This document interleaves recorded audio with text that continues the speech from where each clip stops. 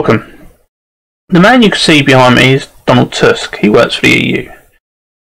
And he said on the 28th of this month, if we do not have a deal or follow Theresa May's deal, which isn't a deal anyway, it's staying in the EU, we are going to be crashing out.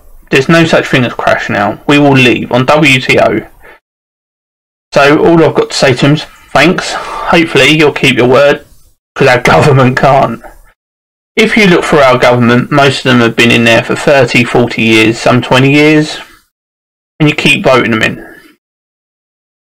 You vote them in every single time because you can trust them. You can't trust them. If you haven't learned that by now, there's something wrong with you, the voter. The UK needs to get rid of every MP that we have at the moment, because 90% of them are cowards. They do not believe in their own country. They believe in EU that should run our country, and that's not the case. That is not what any person in the UK signed up for. That is not what we fought wars for. We want to be friends with the EU. We just don't want to be run by the EU. Donald Tusk has stated clearly that Theresa May's deal is the only deal, because they wrote it for her. If you write something for someone, that's not a deal, that's surrendering. I'm going to play some of what he's got in the background now. Feel free to keep watching it. Thanks for watching this. Subscribe, follow, leave some comments, good or bad, what I can do better. Thank you very much.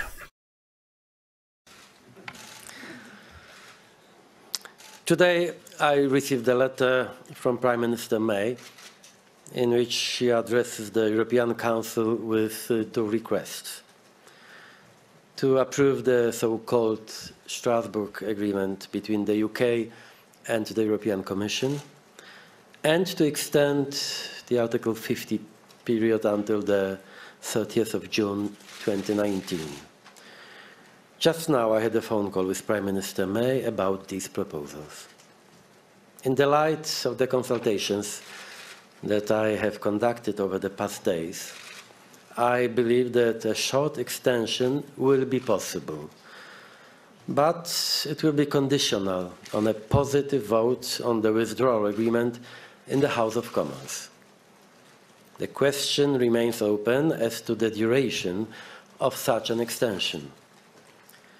Prime Minister May's proposal of the 30th of June, which has its merit, creates a series of questions of a legal and political nature. Leaders will discuss this tomorrow. When it comes to the approval of the Strasbourg Agreement, I believe that this is possible, and in my view it does not create risks, especially if it were to help the ratification process in the UK. At this time, I do not foresee an extraordinary European Council. If the leaders approve my recommendations, and if there is a positive vote in the House of Commons next week, we can finalize and formalize the decision on the extension in a written procedure. However, if there is such a need, I will not hesitate to invite the members of the European Council for a meeting to Brussels next week. Even if the hope for a final success may seem frail, even illusory, and although Brexit fatigue is increasingly visible and justified, we cannot give up seeking until the very last moment a positive solution. Of course, without opening up the withdrawal agreement.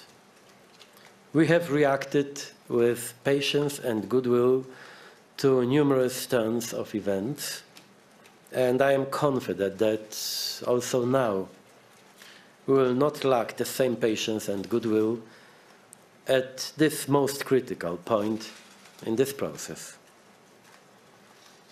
And now, please excuse me, but I should go to continue my consultations, and see you tomorrow. Thank you.